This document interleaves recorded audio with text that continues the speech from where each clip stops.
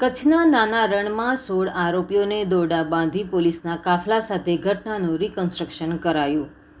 સામખિયાણી અને ગાગોદર પોલીસ મથક, ચાની હોટલ, રણમાં તથા કાનમેર ગામમાં કાર્યવાહી કરવામાં આવી. કચ્છના રણમાં મીઠું પકવવાની જમીન કબજે લેવા બાબતે ગોળીબારમાં એકનું મોત થયું હતું.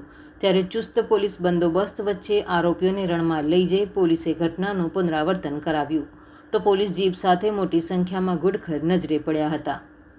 કચ્છના નાના રણમાં જમીન પર કબજો કરવા માટે બે જૂથ વચ્ચે લોહિયાળ ધીંગાણું ખેલાયું હતું, જેમાં ઘાતક હથિયાર અને બંદૂકથી ફાયરિંગ થયા બાદ એક વ્યક્તિનું મોત થતાં મામલો હત્યામાં ફેરવાતા પોલીસે 16 આરોપીઓની અટકાયત કરી હતી, જેના રિમાન્ડ બાદ સોમવારે બનાવની જગ્યાએ ચુસ્ત પોલીસ બંદોબસ્ત વચ્ચે આરોપીઓને રણમાં લઈ જઈ પોલીસે ઘટનાનું પુનરાવર્તન કરાવ્યું હતું.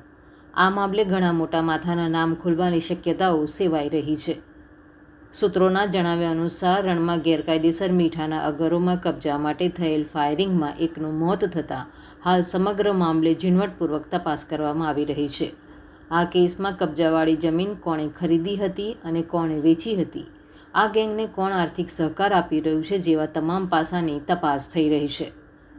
રણમાં જે જગ્યાએ રિકન્સ્ટ્રક્શન કરવામાં આવ્યું અને જે જગ્યા પર ગેરકાયદેસર હજારો એકરમાં રણ માફિયા કબજો કરીને મોટા પાડા બાંધી રહ્યા છે તે જમીન પર મોટી સંખ્યામાં એકાએક ઘુડખર ચડી આવ્યા હતા.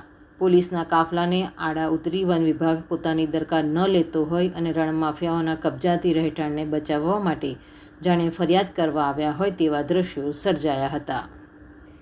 રિપોર્ટ અનિલ રામાનુજ સાથે સંજીવ રાજપૂત, TV9 ગુજરાત, રાધનપુર, પાટણ. જોતા રહો TV9 ગુજરાત, નિર્ભય, નિષ્પક્ષ, નિરંતર.